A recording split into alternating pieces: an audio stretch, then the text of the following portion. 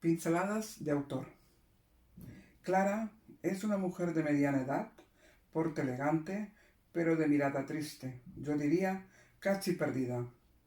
Acudió a su cita conmigo con puntualidad. Sonó el timbre y la hice pasar después de abrirle la puerta del jardín. Caminó junto a mí por el sendero entre los árboles hasta llegar a la cabaña del gran oso blanco. Caminamos en silencio. Se veía muy afectada por lo que le acontecía.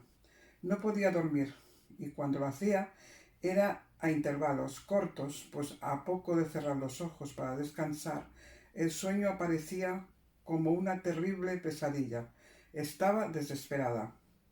Después de rellenar su ficha con sus datos personales, le hice acostarse sobre la camilla y empecé mi trabajo para relajarla y seguida de una terapia a vidas pasadas.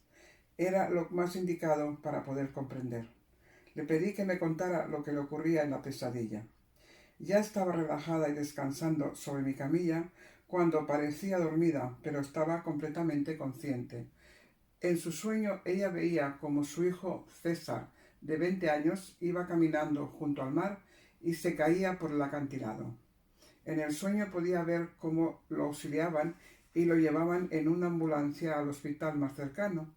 Poco después se despertaba, muerta de miedo y muy sobresaltada.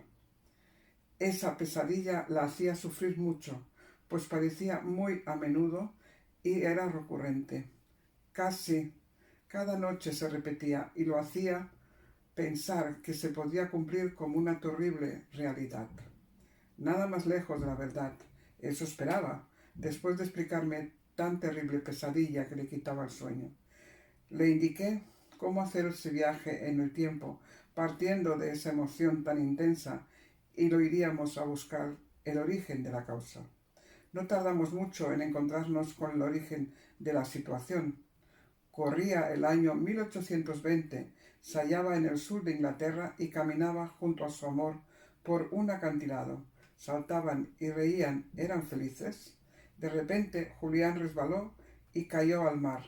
Nada pudieron hacer los agentes del pueblo por auxiliar al muchacho. No pudieron ni tan siquiera recuperar su cuerpo. Sara, pues así se llamaba esa alma en la vida pasada, después de rondar varios días por el mismo lugar donde se cayó Julián, decidió, en un acto de desesperación, lanzarse al mar desde lo alto de las rocas para ir al encuentro de Julián. Cuando su cuerpo entró en contacto con las frías aguas de este mar bravío, que rompían sus olas contra las rocas de una forma muy violenta, se dio cuenta que el agua invadía sus pulmones y todo su cuerpo. Ya no podía respirar, se ahogaba. Cerró los ojos y se dejó caer con la esperanza de encontrarse con el cuerpo de Julián, mejor dicho, con su alma.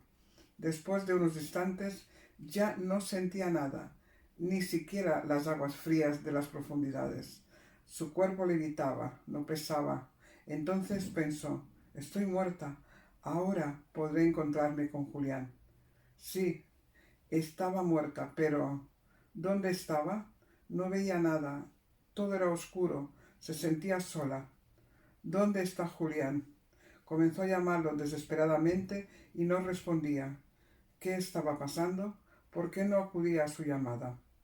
¿Qué era ese lugar tan oscuro y tenebroso? No lo sabía, pero desde luego no era lo que ella se había esperado encontrar.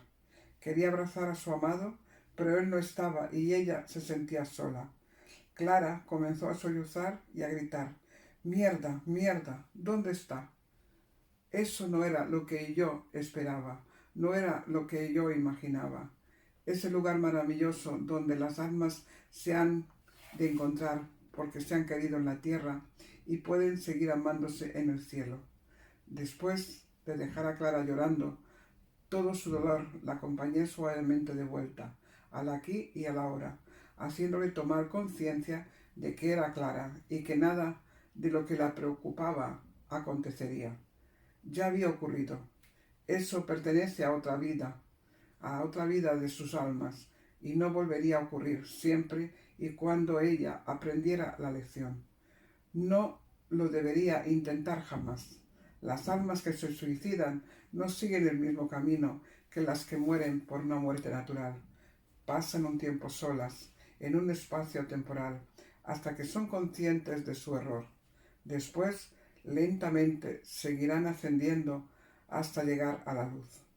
Pero en su próxima vida tiene que tener mucho cuidado de no cometer el mismo error, pues sus almas llevan grabado esa información del suicidio que ya aconteció en otra vida, pero como para el alma el tiempo no existe, reconocer esa predisposición al suicidio como algo que ha ocurrido y que puede ocurrir nuevamente aquí y ahora. Por eso está el peligro de cometer el mismo error.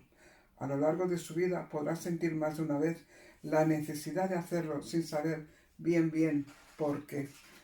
Cualquier excusa es buena para volver a intentarlo. Y si Dios o el alma no lo impide, caerá en el mismo error y volverá a comenzar así vida tras vida y lo volverá a intentar hasta que el alma comprenda que no lo debe hacer por muy difícil que sea la vida que le ha tocado vivir. No olvide nadie que el alma escoge las situaciones que tiene que solucionar para crecer. Por eso adquirimos este cuerpo material, para vivir las situaciones que el alma necesita evolucionar. Cuando le planteo estas cuestiones a todos los que me vienen a ver, no suelen comprender. Lo primero que me dicen es: no estoy de acuerdo, no puede ser que yo, no puede ser, pues yo no lo escogí pasar por esto, yo no quiero sufrir. Pero tu alma sí, ella no siente dolor, solo quiere crecer y evolucionar. Durante la terapia a Clara le hice comprender el significado de lo ocurrido y por qué aparecía este sueño. Este sueño no era del todo exacto, como suele ocurrir en los sueños. No son tal como se presentan en su totalidad. Analizamos la información que nos llega y se refería a algo que ya había acontecido y no tenía que volver a pasar. Pero, ¿por qué acontecía?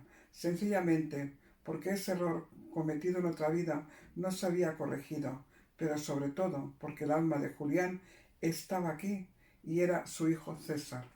Esa alma simplemente se manifestaba a través del sueño para que no cometiera otra vez el mismo error. La muerte natural tiene un sentido, pero el suicidio no conduce al alma a ningún lugar y sobre todo no soluciona ningún problema, y aquello por el cual se tomó la decisión no se corrige volviendo a repetir el mismo error.